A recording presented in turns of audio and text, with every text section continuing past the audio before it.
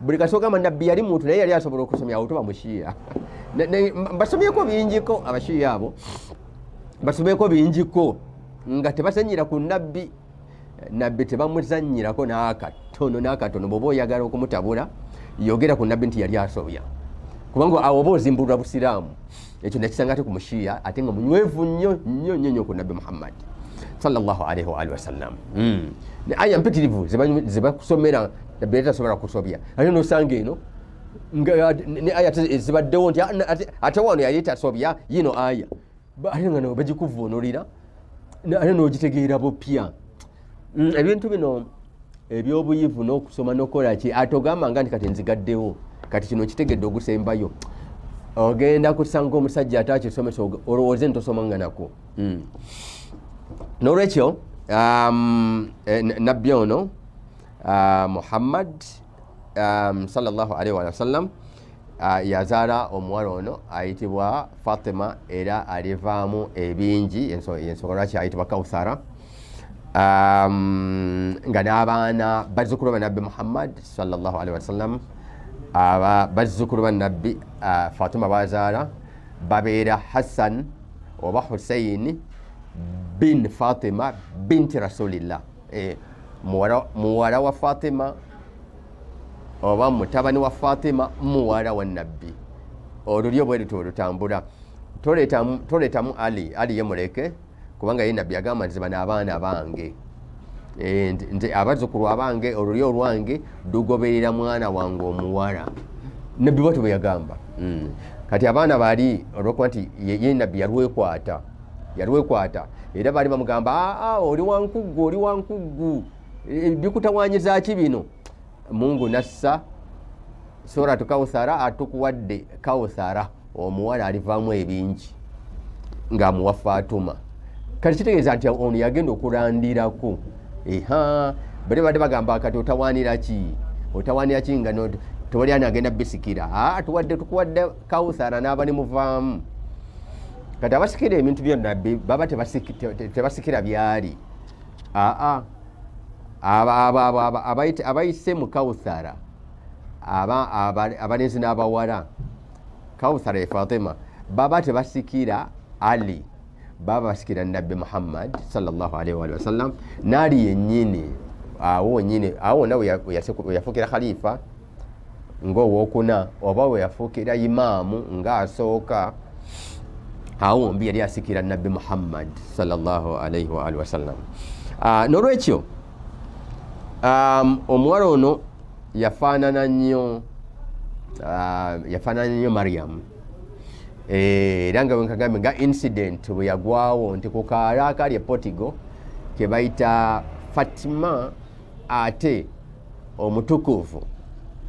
wallati ahsanat farjaha Qur'ani bwegamba yagamba nti ono fanafakhna fiha min ruhina nono omutukuvu Katonda gwe yalongoosa ekitiibwa kye ne tumufuwamu n'omwoyo gwaffe oguyitibwa Yesu Kristo nga bategeeza Maryam nze okugamba nti Maryam omutukuvu nsomye aya eya Qur'ani kati omutukuvu Maryam omubiikira eyali tamanyi musajja n'afuna olubuto nga tamanyi musajja bwe yeeyoleka eri abaana abato abasatu yeeyolekera ku kaala akafaanana mukwano gwe akali mu linnya lya mukwano gwe Fatima gwafaananira ddala nga kati afe abamanyi entambula za these two figures abanene bano ababiri abasoma Fatima ne tumukomekereza tetusobola namumalayo naye tumusoma kiwanvuko ne tusoma ne Maryam naye ne tusoma kiwanvuko bw'osoma kiwanvuko bombi olaba niqat points eza intersection webasisinkana awawerako ate nga si bwa muzannyo n'olwekyo nabbi Muhammad enziramu bwe yali amaze okuwoowa Fatima ne Ali yagamba hadithi ziri bbiri mpadde omukazi asinga obulungi eri omusajja asinga obulungi hadithi emu n'ayogera hadithi ey'okubiri nti senga Ali tabaddeewo omwana wange Fatima teyalifunye musajja ajyawo mundu khalqi Adam okuviira ddala eri kasooka nga Adamu atondwa ila qiyami saa paka enkomerero lwerituuka Fatuma tewabadde omusajja asobola kumujyamu wa mukisa nnyo okubanga ali abaddewo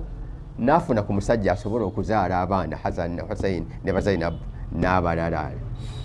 Otherwise yalizadde abaana abo n'abazaala nga mukwano gwe gwafaananira ddala Maryam bwe yazaala Yesu nga tewali musajja. Eyo point gyenjagadde okubagirayo ku bakugu nga batudde ku pano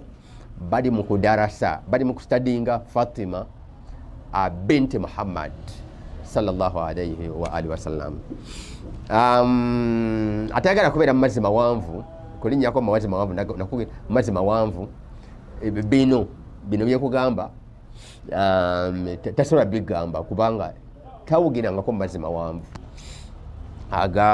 ag'ensonga ez'ekikabo ekityo nga zonna zikwata ku Nabbi Muhammad sallallahu alayhi wa alihi wasallam n'engeri mission gyenegenda mu maaso kikwata ku Nabbi Prophet Muhammad and the continuity of his mission. When you are studying that, the continuity of Muhammad's mission, there's no way josobola okuva ku Surah Al-Kawthara inna a'tainaka al-kawthara fasalli rabbaka wanhar inna shani'aka huwa al-abtar. The continuity ojidarasa kuva ku aye manya ku sura eyo. Yeah. Then you go on and on okubanga ogenda otegeera obukulu bw'abantu abamu bw'obadde tomanyi. Kanyogere okusoma ku bulamu bw'omugenzi ono afudde olwaleero ayitibwa Fatima binti Muhammad sallallahu alayhi wa alihi wasallam. Omuwala ono Nabbi Muhammad sallallahu alayhi wa sallam nga nawali okuzaalibwa kwe Suratu Kawthara yiye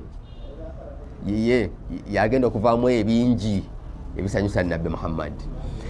era ebiraga nti yasomesa continuity. The whole thing was abakoleshi bali bamugamba nti otawaanira ki nga tolina mwana mulenzi agenda kulandirako bino n'agamba Mungu nassa inna atainaka al-kawthara continuity yo eri mu Kawthara Fatima az-Zahra al-Batul Kawthara لأن منها الكثرة obutitimbe n'obutitimbe obwabagoberezi abagoberera nga bwe wasomesa bagenda kuva muono era bagenda okugoberera ye continuity eyo yeyo yegundi yensonga y'okussibwa kwa essula yonna etibwa Suratu Kawthara. Nabbi Muhammad amuyita Abiha mama wa taata we. Abiha mama wa taata we. Nabbi yakulira mu maka ga taata we omuto ayitibwa Abu Talib. Abu Talib yayina omukyala bali bamuyita Fatima binti Asadi. Oyo ne mama wa Imam Ali. Era ye Nabbi Muhammad yamuyitanga lya nnyina maama bambi oli Amina radiyallahu anha. Katonda yamutwalako nga myaka 6 obwangazi bwe bwonna paka lwe yawasa ku myaka 25 ng'ali noono maama we